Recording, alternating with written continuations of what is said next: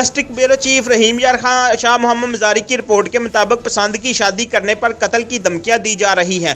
DPO रहीम यार खान तहफ़्फ़ुज़ फरहम करे सवेरा बीबी बिनते जाम कासम ने मीडिया के नुमाइंदों से गुफ्तगू करते हुए इल्ज़ाम आयद किया कि मैंने जमालुद्दीन वाली की रिहायशी मोहम्मद वजीर से शादी की थी, जो मुझ पर आए रोज़ तशद्दुद करता था, जिससे तंग आकर मैंने 6 माह कबल इससे तलाक ले चुकी हूँ। अब मैंने कश्मीर की अदालत में मशूक अली से अपनी मर्जी और रजा मंदी से खुशी के साथ शादी निकाह किया है। पता चलने पर साबका शोहर मोहम्मद वजीर, मेरा भाई राशिद और दीगर रिश्तेदार तालब खादम हुसैन सच्चल वाले मुझे, मेरे शोहर और इनके रिश्तेदारों को कत्ल करने की धमकियां दे रहे हैं। हमने डीपीओ रहीम यार खान और दीगर आला हकाम से अपील करते हैं कि हमारी जिंदगियों को खतरा है, हमें तहफ़्फ़ुज़ फराहम किया जाए।